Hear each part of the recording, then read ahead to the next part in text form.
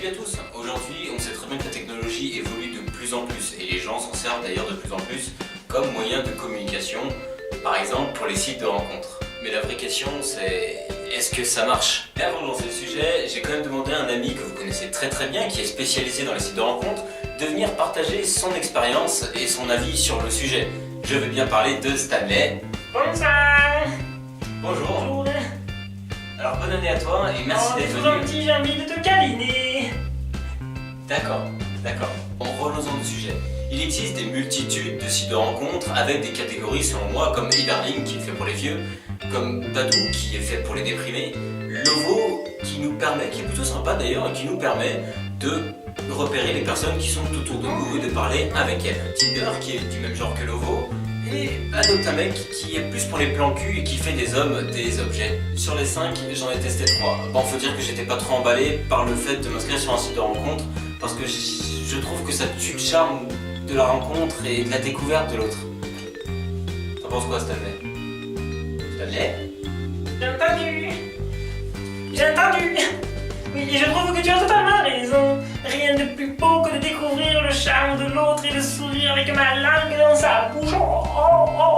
Ah non, quoi? Non? Bon, déjà sur tous ces sites, tu dois te créer un profil avec des belles photos. Qui a choisi ces photos? T'inquiète, laisse faire l'expert, mon coco. Oui, d'accord.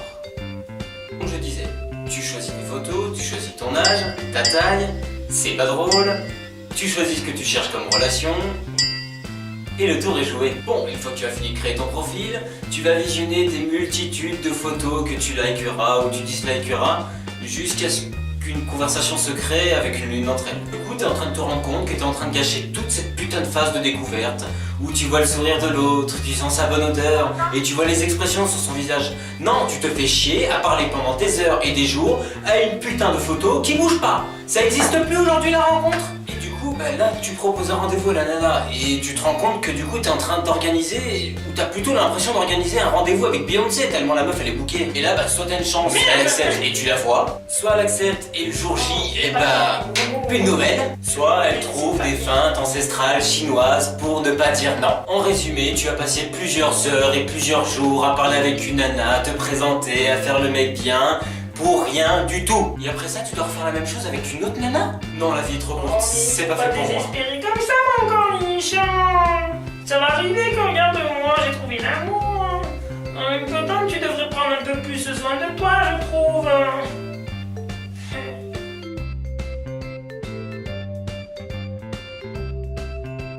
Cette fille-là, c'est des cœurs, hein. Ah oui, toutes les femmes m'aiment. Regardez, tout le monde m'aime quand je me touche les tétons, comme ça, je mets des photos. Comment ça marche? Cette merde, hein, connard! Ça tourne pas, ça.